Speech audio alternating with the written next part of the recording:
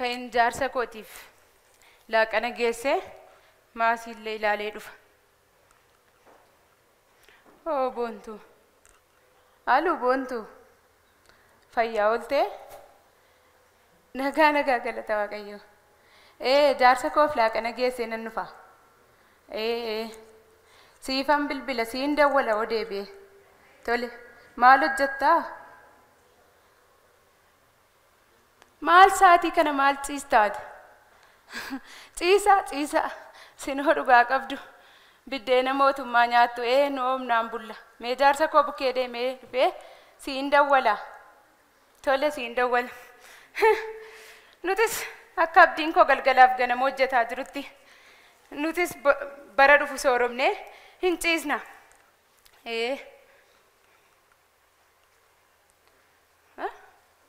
Sagalee jaarsa koo naga'ama nasi.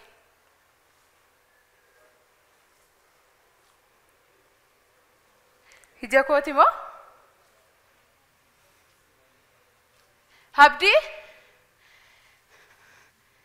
Habdii maal hojjettaasi? Kun hijuma kooti. Habdii maal hojjettaasi? Bariyaati buna ciraan deema jettee baate mana. Qo'imee Habdii ani maal sittirrisee jennaani kan na sobdu. Maal gootaasi? Maal hojjettaasiin siin jedhe? Natti mikaa dhaggeeffataan jira. Mana dhugaatii ta'e hundeen buna keenyaa. Bari akka namaatti hojjete abbaan manaa koo jaarsi koo naa dabarsa jedheen yaadaan. Ati akka kana na goota Habdii. Mee maalin sitti balleesse? Abbaan koo dogoggorre. Abbaan koo illee na gorsee rahaan hin dhageenye. Ijoollummaan koo natti fakkeessee si duukan ba'e. Habdii ani amanuu hin danda'u jaarsa kootu kana godha jedheellee. Habdii hamma ijoollummaa koo narraa fixxee. Dhanna koo illee erga narraa fixxee. Hamma kan biraa barbaacha mana dhugaatii deemtaa naan hojiin deema jettee. Paraan bakka hojiitti si laaluu dhufeeni. Ay Habdii anoo kana sin amanu. Kunoo sii jedhee amanuu hin danda'u. Natti siqin haasaa keellee hin fedhu. Anoon barbaadu haasaa keellee. Mal natti haasofta. Natti illee siqin haasaa keellee hin barbaadu. Maal kan natti haasoftu? Anoo abbaa koollee dhiifama gaafachuun barbaada. Dhaabime si gaha. Jalqaba irratti haamileen kee yaada qabattee dhuftee agarsiisuudhaaf immoo akkaataan itti qophooftee uffata aadaa irraa jalqabee waan tokko bilbilas na barbaachisa jettee waa hunda qopheeffattee dhufuun kee jabina guddaadha. Gara biraatiin xiqqoo wantoota akka hanqinaatti sirraa argine immoo fuulduratti akka sirreeffattee bakka barbaaddu gahuu dandeessu wantoota si gargaaranii siif kaasnaa jechuudha. Ati eenyu taatee dhuftaa yeroo abbaa manaan kee bakka hin taanetti isa argadhu dubartii akkamiidhaan kan abbaa manaa kiyyatti iyyu dubartii dubbii nyaatu moo dubartii miskiinuma callistu tokko moo eenyu ani jettee nan fakkii kee adda baafachuu qabdaa jechuudha. Kaaraakteristiksii yookaan immoo nan fakkii jechuunis eenyu ani maaliin fakkaadhaa isteejii kanarra yookaan waltajjiirra yeroon dhufu nama akkamii ta'een dhufuu qaba dubartii haadha manaa akkamii ta'een dhufuu qaba jettee of yaaddee of ijaartee dhufuu qabdaa jechuudha. Maalis nan fakkii kee yeroo adda baafattu yookaan kaarakteera kee yeroo adda baafattu isteeppiiwwan hedduutu jiru jechuun haala itti of hubattee of ijaartu hedduutu jira. Isaan keessaa ati nama abbaa manaa keetti duutuu danda'u tokko yeroo taatu nan fakkii kee maarratti hundooftee ijaarrata addummaa uniqueness isa jedhamu irratti adda taatee dubartoota callistee ganda keessatti beektu irraa adda taatee mul'achuu danda'u qabda jechuudha. Haala saniin of ijaaruu danda'u qabda. Kana hafee yeroo tokko irraa dhaga'a. Fayyadamne malee tokko taalantii si keessa jiru tokko akka humna taatee akka qabdu argeen jira.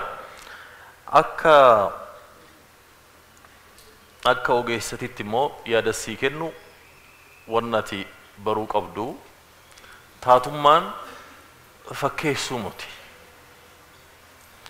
Taatummaan fakkeessuu muti. Taatummaan ta'anii hojjechuudha. Isarratti xiqqoo hanqina qabda. Taatummaan fakkeenyaa fi ilkaan agarsiisuun kolfuu muti. Fuula walitti fiduun aaruu muti. Sagalee ol baasanii dubbachuun aarii muti. Taatummaan keessaa garaa keessaa achii ka'a.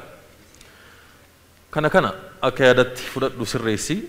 Kan biraa taatummaan kan barbaadu keessaa inni guddaan wantoota harkaan ta'uu danda'a yookaan immoo yoomeessa keessatti wantoota fayyadamnu san. Fakkeenyaaf bilbila kee meenatti agarsiisime ol fuudhite.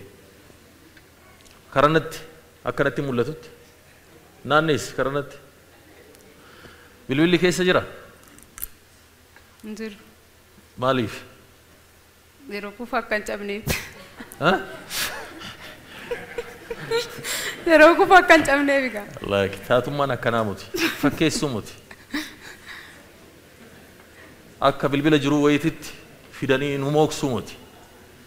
Taatummaan wanta san jiraatanii odeensiinis yookaan daawwataanis akka jiraatu gochuudha. Kan biraa maqaan wal fakkaataa tokkotu dhaamaa ture. Eessaa kaatee eessa geessi kan jedhu sun gaaffii keessa jira. Kana keessatti wanta humna kee, wanta taalantii kee, wanna si keessa jiru akkasitti mul'isutti yaada fiddeen dhufne inni akka hanqinaatti ka'uu danda'a. Wantoota teeknikaal ta'an sirriitti isteepii kanarra taasisuun xiqqoon ulfaata. Haala kanaan qophooftee waan ergaa qabu qabattee dhufuu keetiif an baay'een gammadee kanaan itti fufi. Taatee kee nutti agarsiisuudhaaf yaaltee jirta. Kunis waan gaariidha. Wantoota miira kee guddisuu danda'an wantoota tokko tokko qabattee dhufteerta. Innis waan gaariidha gara fuulduraatti. Itti fufu jechuun barbaada. Wantoota tokko tokkoon siif kaasuu barbaada.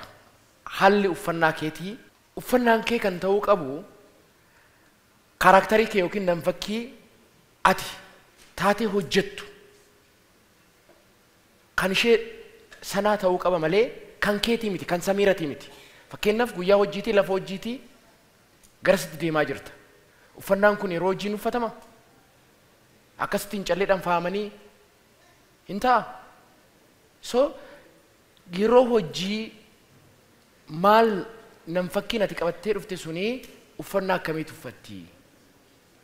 Isa sana namfakkii sana ibsuu kan qabu malee samiiraa miti jechuudha. Lammaffaa itti fayyadama waltajjii. Waltajjiin odeensiin miira kee sirriitti akka hubatuuf infaayisii guddaa akka argachuu dandeessuuf gara fuulduraa kanatti osoo dhuftee hojjette bareeda ture. Ati baddaa sanatti kan hojjette. Kuni gara fuulduraatiif sirraa'uu qaban jira. Wantoota baay'ee hiriyoonni koo siif kaasanii jiru. Garuu cimi. Abdii guddaan sirraa qaba. Gara fuulduraatti yaada kana fudhattee akka deemuu dandeessu. Dhaamsatti dhaammachuu fedha. Cimi galatoomi.